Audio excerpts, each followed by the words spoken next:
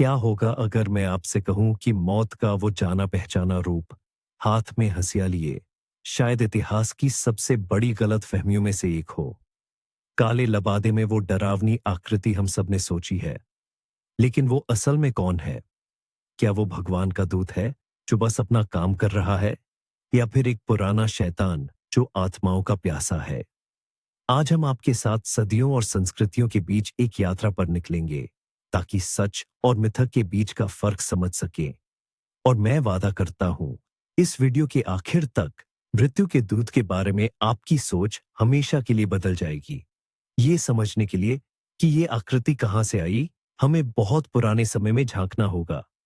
इंसान हमेशा मौत से डरता रहा है, और उसने हमेशा उसे कोई ना कोई चेहरा या रूप देने की कोशिश की है। अज्ञात के डर से निपटने का ये एक आसान तरीका था। आत्माओं के मार्गदर्शक या साइकोपॉम्प की अवधारणा कई संस्कृतियों में मौजूद है। मिसाल के तौर पर मिस्र के अनुबिस या ग्रीक के चारोन को ही देख लीजिए। लेकिन मौत के दूत का वो सबसे जाना माना रूप, जिसे हम आज जानते हैं, अब्राहमिक धर्मों, यहूदी धर्म, ईसाई धर्म और इस्लाम में जन्म लेता है। और यहीं से कहानी और भी दिलचस्प हो जाती है। तो आइए जानते हैं कि विभिन्न परंपराओं में मृत्यु के फरिश्ते को कैसे देखा जाता है। और हम शायद सबसे पुराने इब्राहिमी धर्मों में से एक, यहूदी धर्म से शुरुआत करेंगे। यहीं पर हमें पहला दिलचस्प पहलू मिलता है। यहूदी ग्रंथों जैसे कि तालमुद और मिद्राश में इस सत्ता के लिए कोई एक निश्चित या सर्वमान्य नाम नहीं है। इसे विभिन्न नामों से पुकारा जाता है। समाएल, गाब्रिएल और कभी-कभी अज़राइल भी, एक ऐसा नाम जो हमें इस्लाम में भी मिलेगा। नामों की ये विविधता पहले ही मुख्य बात का संकेत देती है। उसका स्वरूप जटिल और बहुआयामी है। लेकिन समझने योग्य सबसे महत्वपूर्ण विचार ये है कि यहूदी धर्म में मृत्यु का फरिश्ता बुराई का अवतार नहीं है। बिल्कुल नहीं। उस क्रूर राक्षस को भूल जाइए जो केवल नफरत के लिए आत्माओं का शिकार करता है। यहां वह बल्कि एक दिव्य दूत है, एक प्रकार का अधिकारी जो ईश्वर के सीधे आदेश का पालन करता है। उसका काम मनुष्य की आत्मा को तब ले जाना है जब उसका समय आता है, न पहले न बाद में। कल्पना कीजिए कि वह अपनी मर्जी से काम नहीं करता। वह पीड़ितों का चुनाव नहीं करता और न ही उनके कष्टों का आनंद लेता है। वह बस एक आदेश का पालन करता है। कुछ ग्रंथों में उसे एक ऐसे प्राणी के रूप में वर्णित किया गया है जो पूरी तरह से आंखों से ढका हुआ है। यह इस बात का प्रतीक है कि जब समय आता है तो उससे छिपना असंभव है। एक बहुत ही स्पष्ट बल्कि भयावह छवि भी है जो उसकी कार्यप्रणाली का वर्णन करती है। कहा जाता है कि मृत्यु का फरिश्ता मरने वाले के सिरहाने हाथ में तलवार लिए खड़ा होता है। इस तलवार की नोक पर पित्त की एक बूंद लटकी होती है। उसे देखकर व्यक्ति दहशत में अपना मुंह खोलता है और यह बूंद उसके अंदर गिर जाती है, जिससे मृत्यु होती है। यह निश्चित रूप से एक रूपक है, लेकिन यह भय और अपरिहार्यता की भावना को बखूबी व्यक्त करता है। लेकिन सबसे महत्वपूर्ण उदाहरण जो उसे एक निर्दयी राक्षस की छवि से हमेशा के लिए अलग करता है, वह पैगंबर मूसा की मृत्यु की कहानी है। जब मृत्यु का फरिश्ता उनके पास प्रकट हुआ, तो मूसा ने केवल समर्पण नहीं किया, उन्होंने उससे बहस करना शुरू कर दिया। उन्होंने जाने से इनकार कर दिया और उसे भगा भी दिया। ये संवाद दर्शाता है कि भले ही महानतम लोग भी सामान्य नियम का पालन करते हैं, लेकिन यह भी कि मृत्यु का फरिश्ता कोई अंधी शक्ति नहीं है। वह एक ऐसी सत्ता है जिससे बात की जा सकती है, जिससे आपत्ति की जा सकती है। अंततः मूसा ने फिर भी अपनी नियति स्वीकार कर ली, लेकिन उनकी मृत्यु फरिश्ते के हाथों नहीं, बल्कि ईश्वर के चुंबन से हुई। इस प्रकार यहूदी परंपरा में मृत्यु का फरिश्ता सृष्टि का एक आवश्यक और अपरिहार्य तत्व है। वह भयानक और डरावना हो सकता है, लेकिन वह दुश्मन नहीं है। वह बस ईश्वर की योजना का एक हिस्सा है। ब्रह्मांड में सबसे कठिन और दुखद काम का निष्पादक। और ईसाई धर्म में क्या, ऐसा लगता है कि यही हमें अपना मुख्य किरदार अपने पूरे प्रताप में मिलना चाहिए था। लेकिन यहीं पर एक बड़ा चौंकाने वाला तथ्य सामने आता है। अगर आप बाइबल खोलें और मौत का फरिश्ता नाम के किरदार को ढूंढना शुरू करें, तुम आपको वह नहीं मिलेगा। हाँ, आपने सही सुना।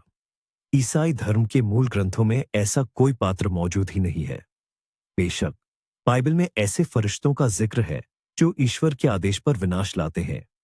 उदाहरण के लिए मिस्र के पहले बच्चों को मौत के घाट उतारने वाला फरिश्ता या असीरियाई सेना को नष्ट करने वाला फरिश्ता। लेकिन ये हमेशा बिना नाम वाले ईश्वर के दंड के सिर्फ माध्यम होते हैं, न कि मौत का फरिश्ता जैसी पदवी वाला कोई खास किरदार। एकमात्र छवि जो हमें जिस चीज की तलाश है उससे मिलती जुलती है, वह यूहन्ना के प्रकाशित वाक्य में वर्णित प्रलय के 4 घुड़सवारों में से एक है। उसका नाम मृत्यु है। वह एक पीले घोड़े पर सवार है और उसके पीछे नरक आता है। लेकिन ये कोई फरिश्ता नहीं है। यह कहीं अधिक अमूर्त, आदिम और भयानक शक्ति है जो स्वयं अंत का प्रतीक है। तो फिर हमारा जाना पहचाना वह मृत्यु का देवता या कंकालधारी मौत ग्रिम रीपर कहां से आया?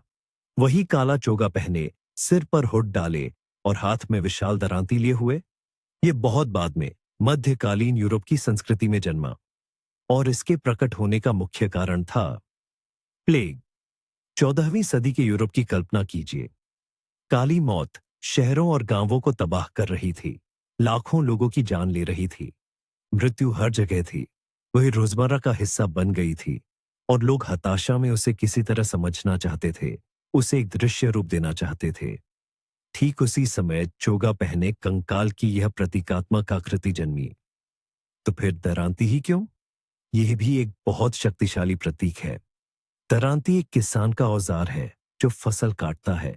इस मामले में फसल इंसानी आत्माएं हैं। यह रूपक हर किसान के लिए सुलभ था। वह न तो बुरा है और न ही अच्छा, वह बस अपना काम करता है। धर्मी और पापी, अमीर और गरीब, सभी को समान रूप से काटता है। दरांती ने मृत्यु के सामने सभी को एक बराबर कर दिया। तो हमारा यह प्रसिद्ध ग्रिम रीपर बाइबल का कोई पात्र नहीं है। यह लोक कथाओं, महामारियों के डर और कला द्वारा भयावह वास्तविकता का सामना करने की कोशिश का परिणाम है।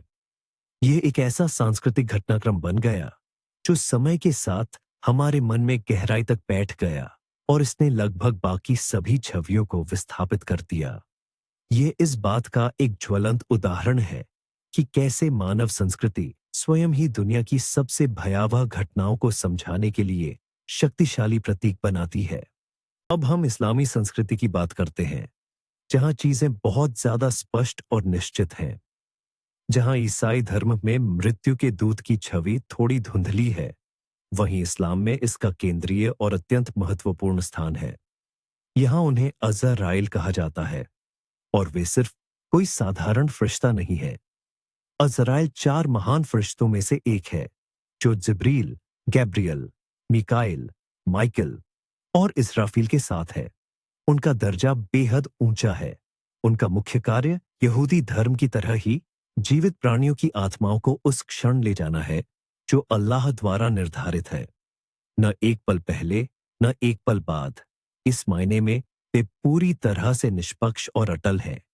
वे सिर्फ अल्लाह की इच्छा का पालन करते हैं। कुछ परंपराओं के अनुसार उनके लिए पूरी दुनिया हथेली पर रखी थाली जैसी है, जहां से वे आसानी से उसे ले लेते हैं जिसका समय पूरा हो गया है। लेकिन सबसे दिलचस्प बात, और जो इस्लामी दृष्टिकोण को मौलिक रूप से अलग करती है, वह यह है कि वे यह कैसे करते हैं।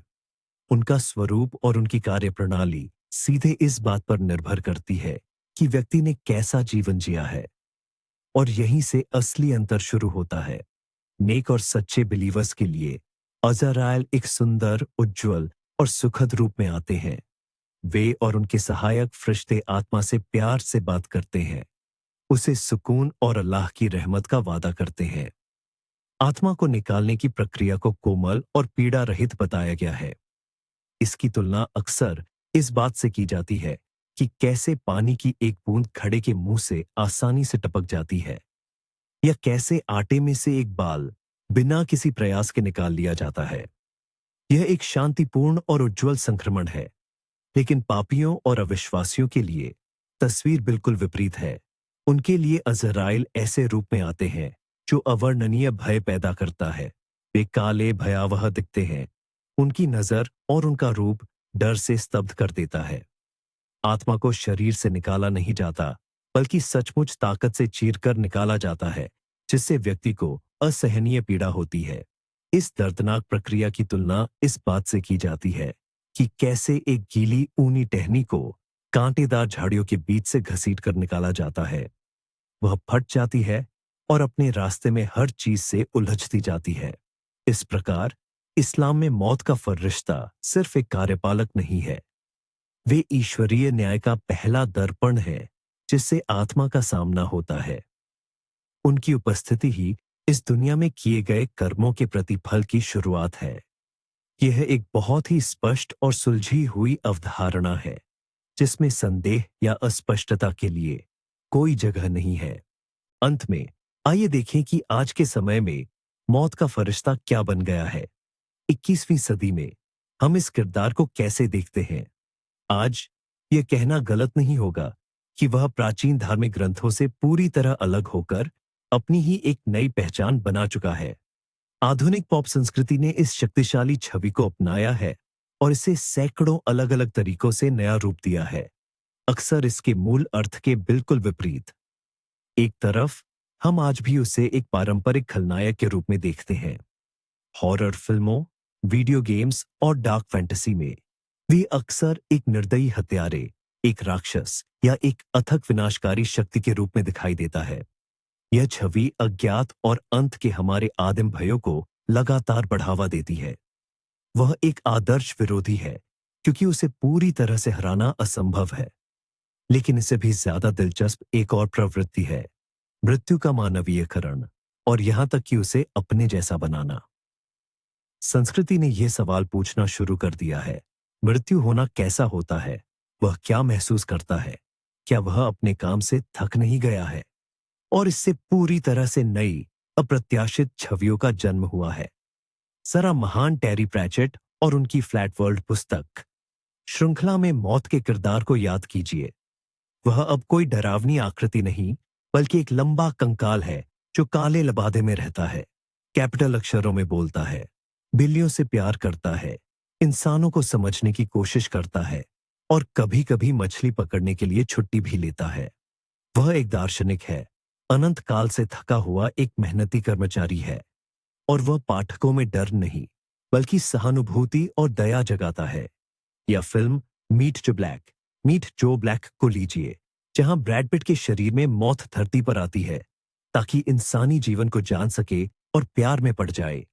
एक सर्वशक्तिमान शक्ति से वह एक भोला, जिज्ञासु और यहां तक कि संवेदनशील किरदार में बदल जाता है। ऐसे उदाहरण दिखाते हैं कि इस अवधारणा के प्रति हमारा रवैया कितना बदल गया है। हम हास्य, व्यंग्य और रोमानीकरण के माध्यम से मृत्यु के डर को काबू करने की कोशिश कर रहे हैं। मृत्यु को अपनी कमजोरियों और भावनाओं के साथ अपने जैसा बनाकर हम एक तरह से उसकी शक्ति को अपने ऊपर से खत्म कर देते हैं। अंततः आधुनिक मौत का फरिश्ता एक सच्चा सांस्कृतिक गिरगिट है। वह कुछ भी हो सकता है, एक भयानक राक्षस और गौथिक सुंदर से लेकर एक हास्यपूर्ण किरदार और एक बुद्धिमान दार्शनिक तक। यह छवि एक खाली कैनवास बन गई है, जिस पर हर लेखक जीवन, अंत और उसके बाद क्या हो सकता है, उसके प्रति अपना दृष्टिकोण चित्रित करता है। और यहीं इस पूरी कहानी का सबसे बड़ा और चौंकाने वाला मोड़ छिपा है। भयावह, डरावने हुड वाले शैतान की हमारी जानी पहचानी छवि मूल रूप नहीं है। यह तो सदियों से डर, महामारियों और लोक मान्यताओं के कारण बनी एक सांस्कृतिक परत है। ज्यादातर प्राचीन धार्मिक ग्रंथों में मृत्यु का देवदूत कोई बुराई नहीं है। वह तो बस एक कार्य है। वह अटल है, निष्पक्ष है, लेकिन अपनी प्रकृति से बुरा नहीं। वह एक उच्च शक्ति का सेवक है, एक स्वर्गीय अधिकारी है जो धरती पर बस जीवन के चक्र को पूरा करता है।